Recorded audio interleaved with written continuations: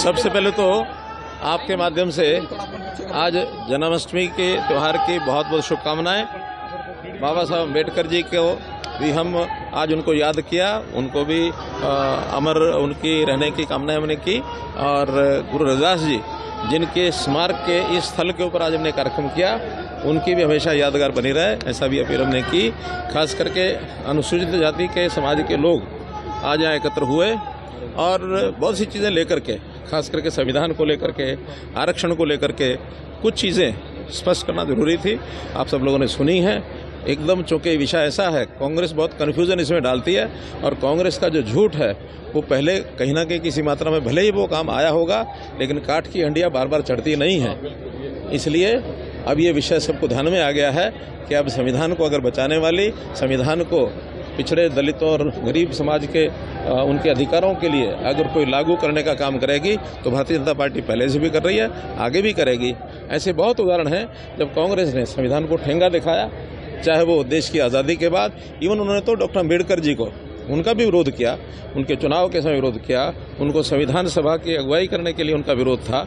फिर भी उनके जो विचारों को देख करके उसमें बीच में जो और अग्रणी लोग थे उन्होंने सहमति बना करके और उनको संविधान की इस सारी निर्माण प्रक्रिया में डॉक्टर अम्बेडकर जी को आगे रख करके और ये सारी जो पूरा किया, ये गरीबों को, दलितों को, वंचितों को उनके अधिकार, उनके सम्मान, उनको बराबरी का स्थान दिलाने का एक बहुत बड़ा उपाय संविधान में है। लेकिन सर, आपको लग रहा है कि और इसी तरह के दलित सम्मेलन करेगी, क्योंकि कहीं ना कहीं भारतीय जनता पार्टी को लोकसभा चुनावों में दलित और जो जाटों का कॉम्बिनेशन के कारण नुकसान भी उठाना। मैंने तो पहले आपको बताया कि हो सकता है कुछ लोगों पर उसका प्रभाव हुआ होगा, लेकिन काठ की अंडिया बार बार चढ़ती नहीं है।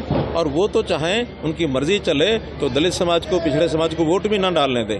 हम तो हमेशा मताधिकार अधिक से अधिक कैसे हो, कैसे लोग अपने राइट ऑफ फ्रेंचाइजी का, वोट का उपयोग करें।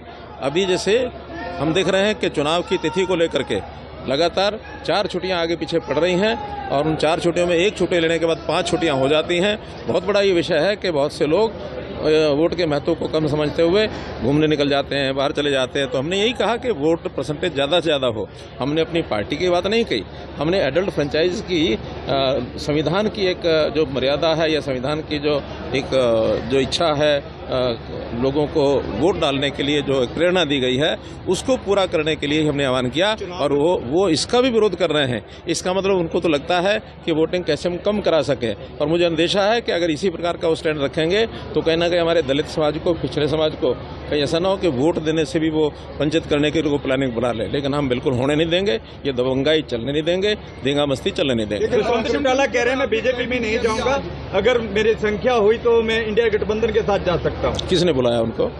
सर, क्या तीसरी बार बीजेपी आएगी? तीसरी बार निश्चित रूप से आएगी और ये हरियाणा का एक नया रिकॉर्ड बनेगा कि भारतीय जनता पार्टी तीसरी बार, भारतीय जनता पार्टी के हमारे जो नेता है यहाँ के श्री नायब सिंह सैनी, उनके नेतृत्व में चुनाव करा करके और निश्चित रूप से पूर्ण बहुमत से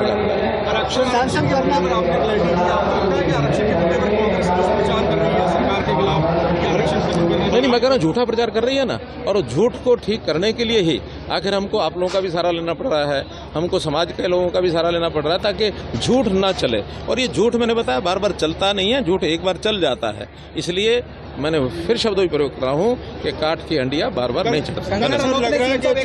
धन्यवाद। अब ये चुनाव आयोग का, ये चुनाव के कार्यक्षेत्र, चुनाव आयोग के क्षेत्र में आता है, मैं इस पर कोई टिप्पणी नहीं करूँगा। न्यूज नेशन अब व्हाट्सएप पर खबरों की ताजा अपडेट के लिए न्यूज नेशन के इस QR कोड को स्कैन करें।